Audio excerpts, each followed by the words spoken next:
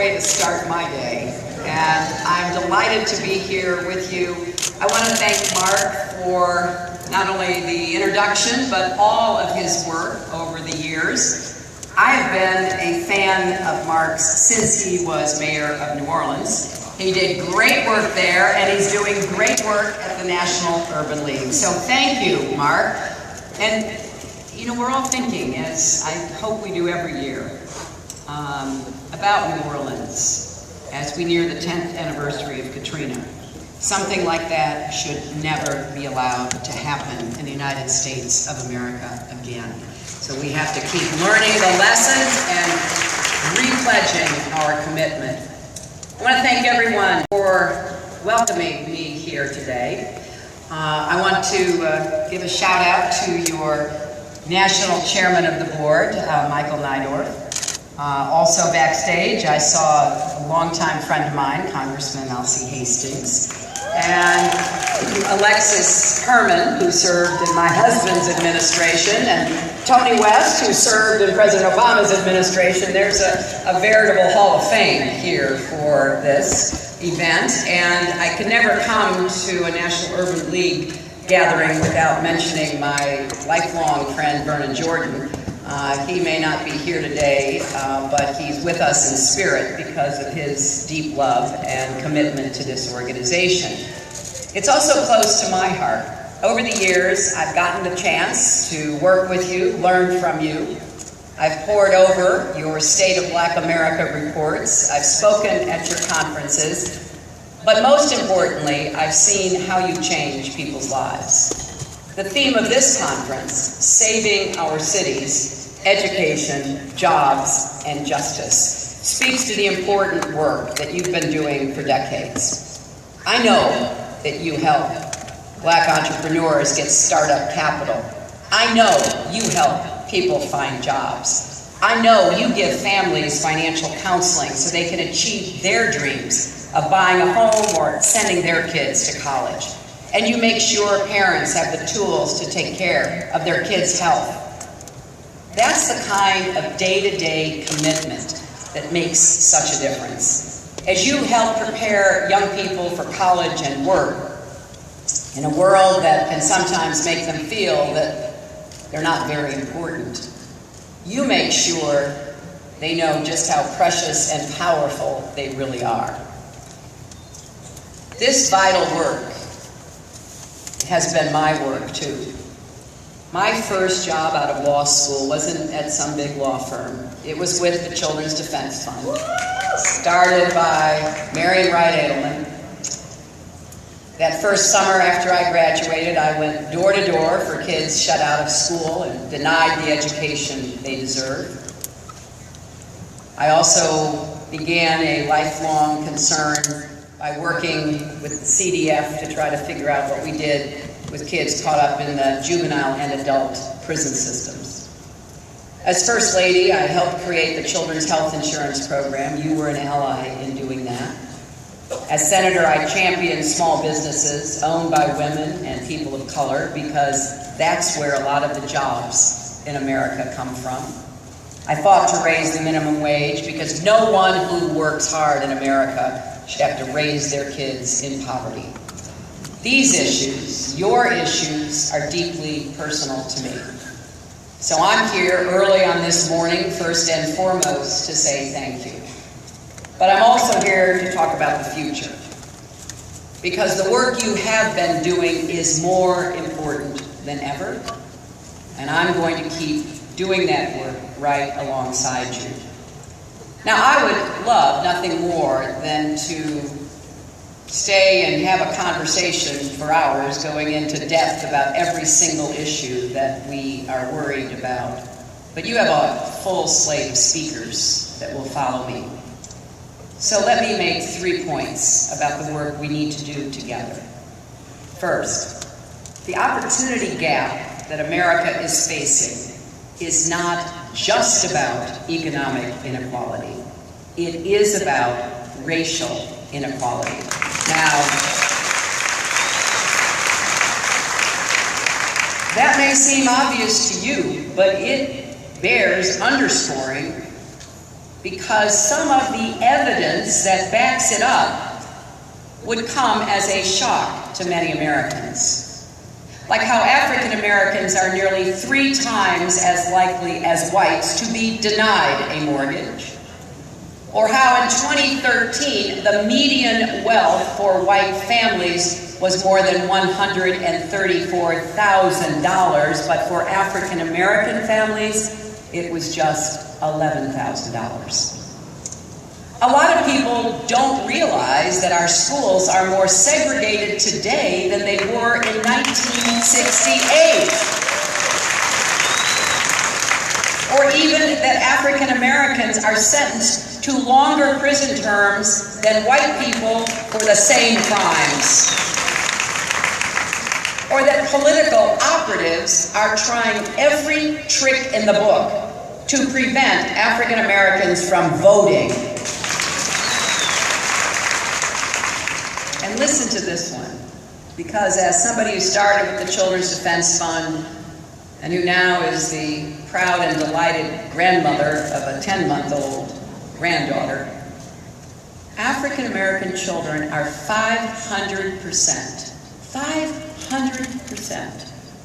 more likely to die from asthma than white kids. Now, I studied and advocated and introduced legislation to close health disparities. I knew how severe they were, but 500%? So all of this points to an unavoidable conclusion. Race still plays a significant role in determining who gets ahead in America and who gets left behind. And yes, while that's partly a legacy of discrimination that stretches back to the start of our nation, it is also because of discrimination that is still ongoing. I'm not saying anything you don't already know. You understand this better than I do, better than anyone. But I want to say it anyway, because I'm planning to be president. And anyone who seeks that office has a responsibility to say it.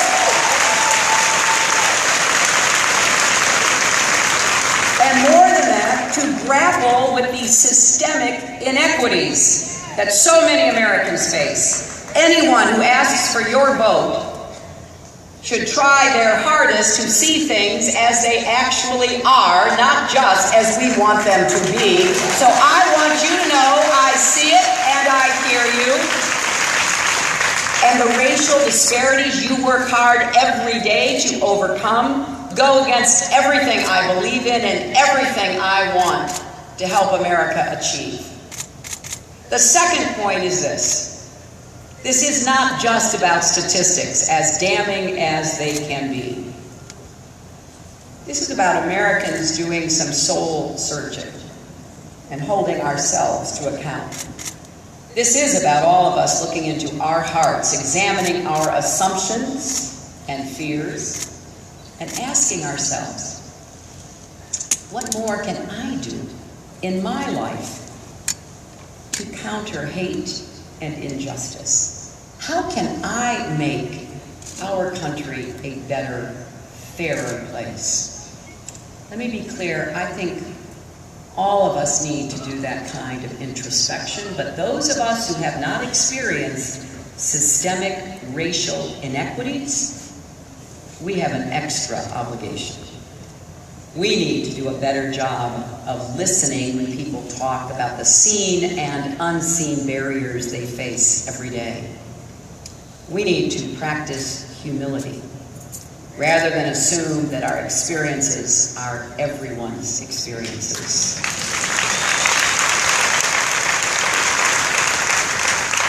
And yes, we need to try as best we can to walk in one another's shoes, to imagine what it would be like to sit our son down and have the talk. Or if people followed us around stores or locked their car doors when we walked past. That empathy That's what makes it possible for people from every background, every race, every religion to come together as one nation. That's the kind of generosity of spirit that makes a country like America endure. And given what we've seen and experienced over the last 2 years, this is an urgent call for people to search their own hearts and minds. Here's my third point. We've arrived at a moment when all these challenges are in sharp relief, and we have to seize it. Too many times now, Americans have come together in shock and horror to process a violent, senseless tragedy. Like Trayvon Martin, shot to death, not in some empty, desolate street somewhere, but in a gated community. He wasn't a stranger. He had family there. Or Sandra Bland, a college-educated young woman who knew her rights, who didn't do anything wrong, but still ended up dying in a jail cell. Together, we've mourned Tamir Rice and Eric Garner, Walter Scott and Freddie Gray, and most recently, Sam DuBose. These names are emblazoned on our hearts. We've seen their faces, we've heard their grieving families. We've seen a massacre in Charleston and black churches set on fire today in 2015. But thankfully, tragedy is not all we have seen. Yes, the Confederate battle flag came down finally in South Carolina. Families of the Charleston victims reached out with extraordinary grace to the man who killed their loved ones. And President Obama delivered a eulogy that sounded as though it had come straight from angels, ending with amazing grace. Young people have taken to the streets, dignified and determined, urging us to affirm the basic fact that Black lives matter. And because of people across this country sharing their stories with courage and strength, a growing number of Americans are realizing what many of you have been saying for a long time. We can't go on like this. We are better than this. Things must change. Now it's up to us to build on that momentum, and we all have to do our part. But those of us who strive to lead have a special responsibility. I'm very pleased that many presidential candidates will be here today to address you. It is a signal that the work you've been doing, laboring in the vineyards for decades, is getting the political attention it deserves. But the real test of a candidate's commitment is not whether we come to speak at your national conference, as important as that is. It's whether we're still around after the cameras are gone and the votes are counted. It's whether our positions live up to our rhetoric. And too often we see a mismatch between what some candidates say in venues like this and what they actually do when they're elected. I don't think you can credibly say that everyone has a right to rise and then say you're for phasing out Medicare or for repealing Obamacare. People can't rise if they can't afford health care. They can't rise if the minimum wage is too low to live on. They can't rise if their governor makes it harder for them to get a college education. And you cannot seriously talk about the right to rise and support laws that deny the right to vote.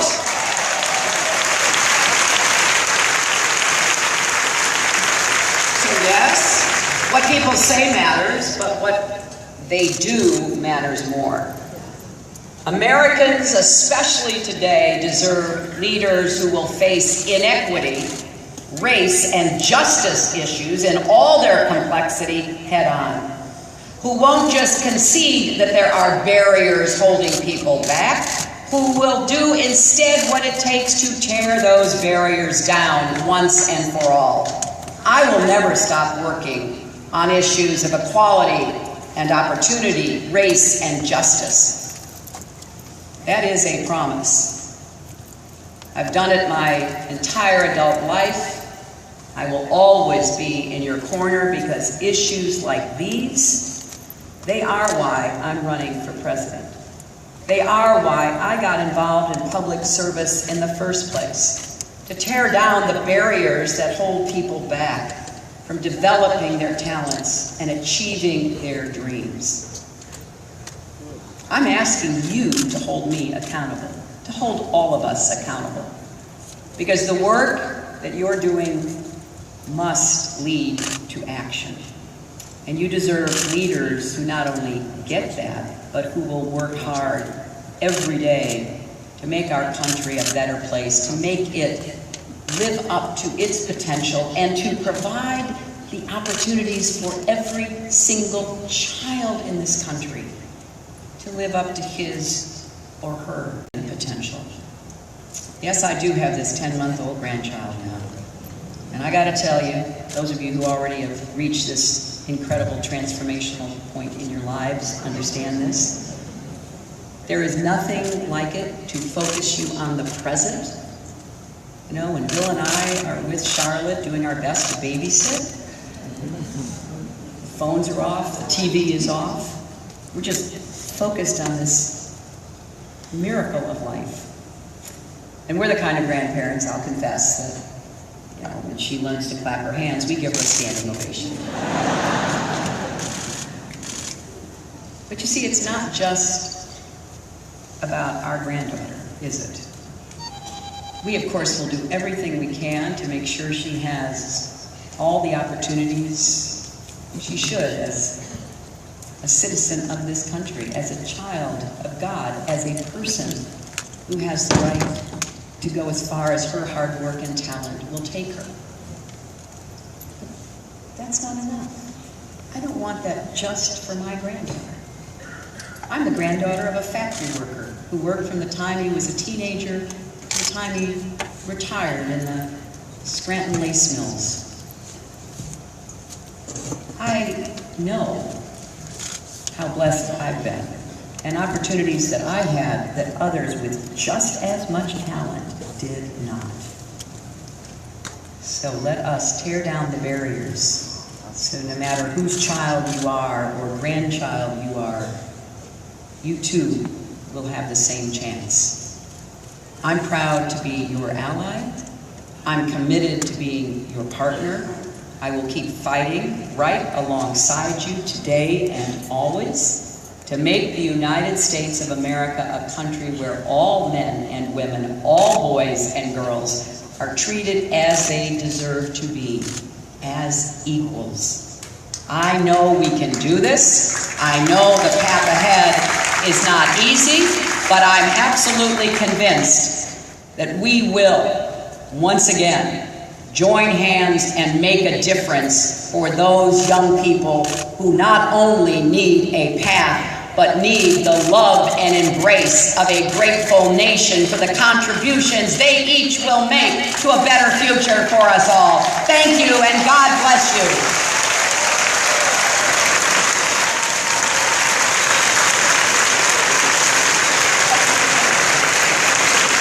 Ladies and gentlemen, Secretary Hillary Rodham Clinton, I've got 3 short questions. First, we are, as a part of this process, going to be sharing with you a questionnaire which asks for your positions on issues contained in the 21st century agenda for jobs and freedom, and I want to know if you can commit to respond to that questionnaire. We will make it public.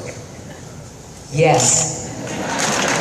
Second question is, we have within the Urban League movement an exciting generation of new generation leaders who are coming of age. Could you talk to them a little bit about the role they would play? You plan for them to play both in your campaign, but also in the issues and in your administration. Some people refer to them as the millennials. They are part of our young professionals. Some have emerged as leaders of our affiliates, but they are represented in large number here. Could you talk to them for a minute? I'd be happy to, Mark, and let me just make a couple of quick points, because I think this is one of the most important questions you or anybody could ask. I have been so blessed over the years to have had a lot of wonderful people working for me, and now I have the next generation, the millennials, the young activists who themselves have been successful, and I see a difference between this generation and maybe some prior generations where for African Americans, for women, for others who felt like they had to struggle to be successful, there was a sense that, thank goodness I made it, and I'm going to do the best I can in my life. I will make contributions, but the days of activism are behind me. This new generation is in a very important way combining personal success with continuing activism and even agitation. And I think we need that. I not only welcome it, I hope that we can together harness it. Because like I said about my granddaughter, it is not enough that some of us are successful. It is not enough when we see growing inequality, economic and racial and social. Therefore, I enlist and ask for the help of this active, committed young generation. You know, there's that great old saying, what are you to do? Well, you can comfort the afflicted and afflict the comfortable. That is part of your role, and even though I sometimes may be on the receiving end, that's okay, because as I said in my remarks, I want you to hold me accountable, and I particularly want to be held accountable by young people who know the kind of future they want to help us create. Thank you very much. And my final question, in the discussion around income inequality, the racial wealth gap, one part of the conversation that's been missing and not really addressed is the role of small businesses, African-American owned businesses. Many of them face frozen credit markets, difficulty in building their business. What would you say to the entrepreneurs about how you would address those concerns? Because they are indeed job creators. Many of them are women-owned businesses. We serve 12,000 small businesses across the nation. About 70% of them are women-owned, and they are so crucial to closing the racial wealth gap. How would you address their concerns? Oh, Mark, we could be here all day, but let me quickly say, I want to be the small business president. My dad was a small businessman, and I saw how hard he worked and how he provided a good middle-class life for my family. And Mark is absolutely right. 60% of the net jobs created in America are created by small businesses, but right now we have tax burdens, regulatory burdens, licensing burdens, and credit barriers that are preventing both the starting of small businesses and their growth and expansion. And it is particularly a problem for people of color and women of color especially. So part of what I want to do, and I'm starting to talk about this all across the country, is to really zero in on tearing down those barriers. And one of the problems, as Mark said, is frozen credit, lack of credit. For 30, 40 years, I have worked on how you get more credit to small businesses, and particularly in underserved areas. I helped to start a development bank in Arkansas, which is still operating and still funding a lot of small businesses. Somebody here from Arkansas, thank you. I want to take that model across the country. I want to expand the Small Business Administration. I want to make sure that we have online lending that is especially attuned to the needs of small business. So I have a whole small business agenda, because this is one of the keys to not only creating wealth and creating jobs, but getting our economy back moving as quickly and fast as it can to get back to where we were before the big crash. Now, there's a lot more to talk about, and just 2 quick points, because I don't want to overstay my welcome, but 2 quick points. In my economic plans, I talk about strong growth, fair growth, and long-term growth. We cannot have any of that unless we do more to get women into the workforce and have them paid fairly and take into account their particular challenges. And secondly, we have to get off the load of student debt, because that is stopping a lot of young people from starting businesses. And so this is about the whole economy, but in particular, what do we need to do to clear the way for small businesses to start and grow? And I'm going to be the small business president. Secretary Hillary Rodham Clinton, ladies and gentlemen, thank you for being here with me. Let's go.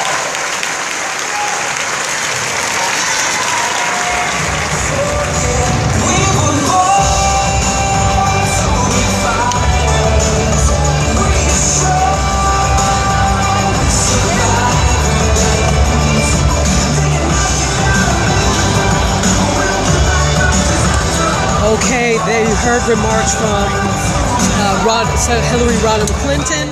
She talked about race. She talked about the current situation of confrontations between the police and African Americans. She talked about briefly what her economic plan will be.